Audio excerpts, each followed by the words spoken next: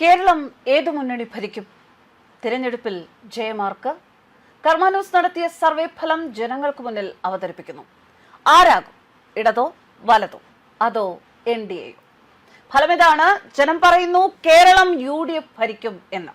ഒരു മുന്നണിയോടും അല്പം പോലും ഈ തിരഞ്ഞെടുപ്പിൽ പ്രത്യേക മമത ഒന്നുമില്ലാതെ, ഞാൻ ഒരിക്കൽ കൂടി പറയാം, പ്രത്യേക മമത ഒന്നുമില്ലാതെ സ്വതന്ത്രമായി നടന്ന ഒരു സർവേ. അതിന്റെ ഫലമാണിത്. ഫലത്തിന്റെ വിശദാംശങ്ങളിലേക്ക്. സർവേയിൽ പങ്കെടുത്തവർ 28,000-ഓളം വോട്ടർമാർ. ഇതിൽ യൂട്യൂബ് പോളിൽ മാത്രം 15,000 പേർ വോട്ട് ചെയ്തു. ഫേസ്ബുക്ക് പോളിൽ 2,000 പേർ കമന്റ് എഴുതിയിട്ട് അവരുടെ അഭിപ്രായം രേഖപ്പെടുത്തി. ഇൻസ്റ്റഗ്രാം, എക്സ്, ത്രെഡ് പ്ലാറ്റ്ഫോമിലും വെബ്സൈറ്റ് സർവേയിലും ജനങ്ങൾ പങ്കെടുത്തു. YouTube, Facebook, insta, thread, Karma News പ്ലാറ്റ്ഫോമുകളിൽ കയറി ആർക്കും സർവേയും വോട്ടും കമന്റുകളും പരിശോധിക്കാം. കർമാന്യൂസ് ഒരു ഇടപെടലും വോട്ടിങ്ങിൽ നടത്തിയിട്ടില്ല. ഇനി സർവേയുടെ കൃത്യമായ കണക്കുകളിലേക്ക്. ആകെ പോൾ ചെയ്ത വോട്ടിന്റെ 43% നേടിയാണ് UDF പുതിയ സർക്കാർ രൂപീകരിക്കും എന്ന് ജനം വിധിയെഴുതിയത്.